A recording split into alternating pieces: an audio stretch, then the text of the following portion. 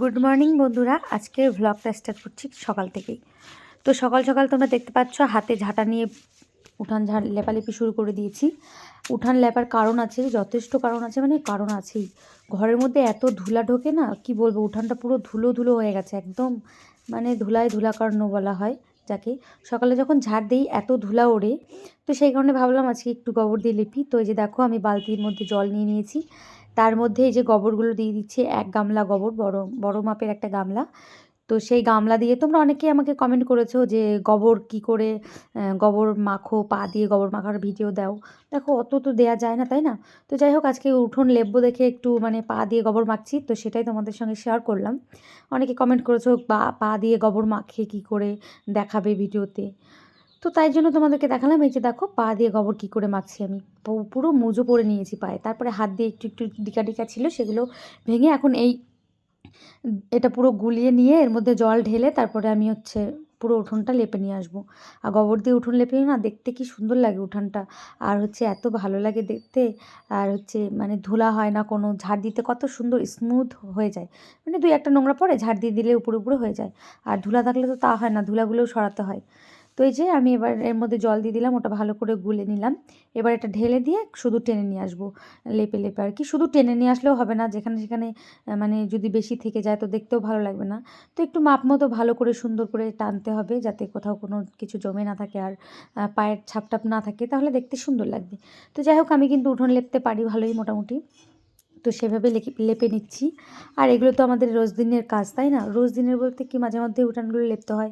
আর সংসারে থাকতে গেলে আমরা তো মেয়ে মানুষ, আমরা তো আর চাকরি করি না যে আমরা এটা সেটা কাজ করব, সেটাই মানে এদিক ওদিক যাবো সেটা তোমাদেরকে দেখাবো, বা চাকরি করতে যাচ্ছি সেটা দেখাবো। আমরা সংসারে যেটুকুনি কাজ করি সেটুকুনি তোমাদের সামনে তুলে ধরি। তো এই যে দেখো উঠোন লেপা হয়ে গেছে, এখনও অর্ধেকটা বাকি আছে। আর অনেক দিন লেপি না তো প্রচুর পরিমাণে জল খাচ্ছে। এই বড় বালতিটার মোটামুটি 4 বালতির মতো আমি গোলালাম, তাও উঠানটাতে মানে হলো না। তো যাই হোক, আমি এখন লেপে নেবো, এতটা ভিডিও করা সম্ভব না, যেটুকুনি সম্ভব সেইটুকুনি করলাম। তো তারপর কি করি সেটাই শেয়ার করব তোমাদের সঙ্গে। হ্যাঁ, তারপরে চলে আসলাম খাওয়া দাওয়া করতে। দেখো এখানটায় হাঁসের মাংস আছে, আগের দিন আমার বড়রা হাঁসের মাংস নিয়ে এসেছিলো, তো আমি নিরামিষ জন্য খাইনি, রেখে দিয়েছিল। পরের দিন এটা গরম করলাম হাঁসের মাংসটা, দেখো সব কষা কষা একদম। তো ঝোল দিইনি, আর আমি কষা কষাই রেখেছি, আর একটু গরম মশলা দিয়ে একটু রান্না করে নিলাম এটাকে।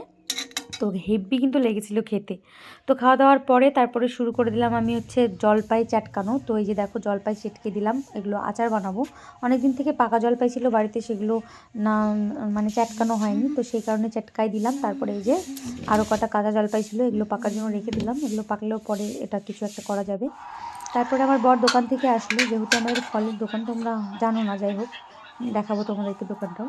তো সেই ফল নিয়ে এসে 1 ক্যারেট পচা পচা ফল, মানে অর্ধেকটা পচা অর্ধেকটা ভালো, কোনোটা গোটাই ভালো, মানে এরকম ফল ছিল, কোনোটা একটু শুটা হয়ে গেছে। তো এগুলো দোকান থেকে বাছাই করে নিয়ে এসে, তো সেই ফলগুলোই এখন আমি কেটে কেটে আর কি গরু ছাগলকে দেবো, নিজেরাও খাবো, যেগুলো ভালো সেগুলো খাবো। আর গরু ছাগল আছে যেহেতু বাড়িতে, তো ওদেরও প্রোটিন হয়ে যাবে, ভিটামিন হয়ে যাবে।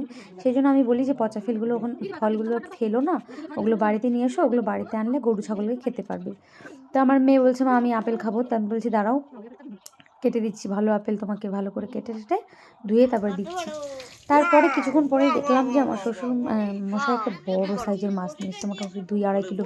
এটা কি বলে, সিলভার কাপ। দেখে মোবাইলে ছোট ছোট লাগছে কিন্তু বিশাল বড়। এই মাছ কাটার ভিডিওটা যদি দেখতে চাও তাহলে অবশ্যই একটা কমেন্ট করো, আমি মাছ কাটার ভিডিওটা ফুল দেবো।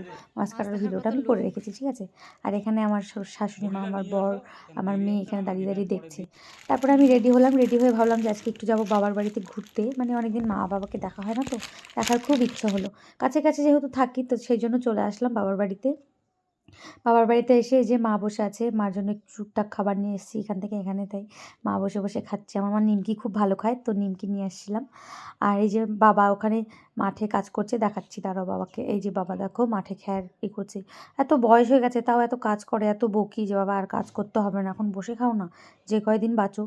তো বাবা বলে যে কয়দিন বাঁচি কাজ করেই খাই, যেহেতু হাত পা ভালো আছে, আর কাজ করলে অবশ্য ভালো থাকে, সেই জন্য অতটাও বারণ করি না।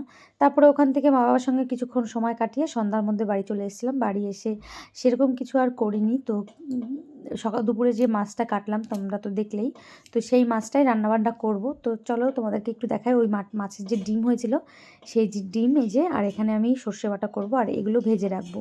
এই যে এখানে কতগুলো কতগুলো আছে। তো সর্ষে বাটা করে নেব। আর সর্ষে বাটাটা না এই মাছটা খেতে খুব ভালোই লাগে। তো যাই হোক, সর্ষে বাটা আমার হয়ে গেছে। তো আজকের মতো ভিডিওটা এখানেই শেষ করছি। এই সর্ষে বাটা দিয়ে পুরো দমসে সেই করে ভাত খাবো।